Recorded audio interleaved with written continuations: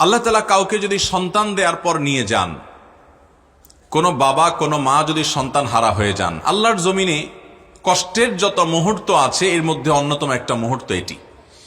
এই সময় যদি আল্লাহর কোনো বান্দা সবর করে, ধৈর্য ধারণ করে, হাহুতাশ না করে, অস্থির না হয়, বেসবর না হয়, তো আল্লাহ রাব্বুল আলামিন তার এই আমলটা, এর বিনিময়ে তিনি যে সবর যে করলেন, এর বিনিময়ে তাকে এত বেশি সওয়াব এবং পুণ্য দিবেন, নেক দিবেন, যে এটা তার সবচেয়ে ওয়েটফুল হবে। অর্থাৎ এই আমলটা অনেক বেশি ভারী করে দিবে তার মিজানে পাল্লাকে। নবী করিম সাল্লাল্লাহু আলাইহি ওয়াসাল্লাম মুসনাদ আহমদ হাদিসে বলেছেন, বাহ বাহ, আরবিতে বাহ বাহ বলা হয়, আমরা যেরকম বাংলাতে অবাক হয়ে বলি বাহ বাহ, মাশাআল্লাহ, এই টাইপের। নবী করিম সাল্লাল্লাহু আলাইহি ওয়াসাল্লাম বলেছেন, বাহ বাহ খামসুন মা আথকালাহুন্না ফিল মিজান, পাঁচটি আমল আছে সেগুলা মিজানে পাল্লায় কত ভারী, তিনি অবাক হয়ে বলছেন কত বেশি ভারী।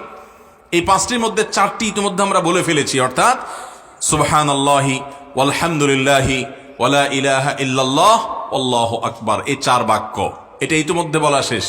আর 5 নম্বর হলো নবী করিম সাল্লাল্লাহু আলাইহি ওয়াসাল্লাম বলেছেন, কোন আল্লাহর বান্দার যদি কোন সন্তান আল্লাহ তাআলা দেন, নেক সন্তান আল্লাহ তাআলা দেন, এই সন্তান হারা যদি তিনি হয়ে যান, এরপর তিনি যদি সবর করেন এবং ধৈর্য ধারণ করে আল্লাহর কাছ থেকে সওয়াব আশা করেন যে আমি সবর করলাম, আল্লাহ আমাকে এর জন্য বিনিময় দিবেন, তো আল্লাহ রাব্বুল আলামিন তার এই সবরের এই আমলটাকে কিয়ামতের ময়দানে মিজানের পাল্লায় এত ভারী করে দিবেন যে এর চেয়ে ভারী কোনো আমল আর হবে না। আমরা যারা সন্তান হারা হয়েছি, অনেক আমাদের ভাইরা আছেন, অনেক বোনরা আছেন, তাদের অনেক মনোবেদনা, অনেক মনে কষ্ট। এ হাদিস তাদের জন্য অনেক বড় সান্ত্বনা, কিন্তু শর্ত হলো ধৈর্য ধারণ করতে হবে। আমরা ধৈর্য ধারণ করি, বিভিন্ন বিপদে আপদে ধৈর্য ধারণ করি, কিন্তু সেটা হলো অনেক হাহুতাশ, অনেক অস্থিরতা, অনেক বেসবরি, এবং আল্লাহর শানের খেলাফ অনেক কাজ করার পর একটা পর্যায়ে বলি ঠিক আছে, কি আর করা, তাহলে সবর করলাম। তো এটা কিন্তু সবর হিসাবে পরিগণিত হবে।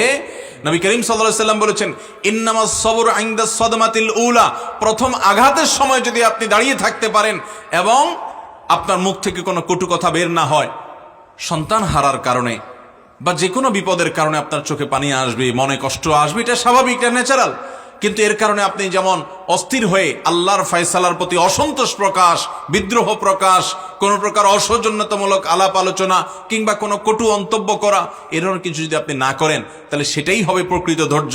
আপনি হাউতাশ করে টরে শেষে বলছেন ঠিক আছে, কি আর করা, তাহলে সবরই করি, তো এই সবরের মূল্য আল্লাহর কাছে হবে না।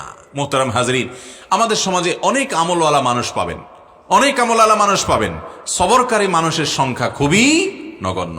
যত সমস্যা এই সমাজে আছে, এই পরিবারগুলোতে আছে, এই ম্যাক্সিমাম সমস্যার সমাধান হলো আমাদের মধ্যে সবরের গুণটা আনা। দাম্পত্য জীবনে শান্তি আনার জন্য সবরের কোনো বিকল্প নাই। যত অশান্তি আছে দেখবেন এগুলার মূল কারণ হলো ধৈর্যহীনতা। আল্লাহ তাআলা আমাদেরকে সবর এবং ধৈর্য ধারণ করার তৌফিক দান করুন। ভাইরা আমার, কোরআনে কারিমে আল্লাহ তাআলা বলেছেন, ইন্নামা ইউওয়াফাস সাবিরুনা আজরাহুম বিগাইরি হিসাব, ধৈর্যশীলদেরকে আল্লাহ তাআলা বিনিময় কোনো হিসাব করে দিবেন না, হিসাব ছাড়া দিবেন ধৈর্যশীলদেরকে। অতএব আমরা সবরকারী হব তো ইনশাআল্লাহ। যে কোনো বিপদে, যে কোনো আপদে, পৃথিবীতে সবকিছু আমার মন মতো হবে না, অনেক কিছু আমার মনের বাইরে হবে, আমার চাওয়ার বিপরীতে হবে।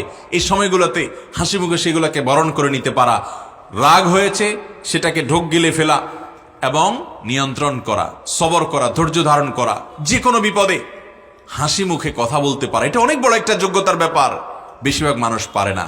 আল্লাহ তাআলা আমাকে আপনাকে সবরকারীদের কাতারে শামিল হওয়ার তৌফিক দান করুন।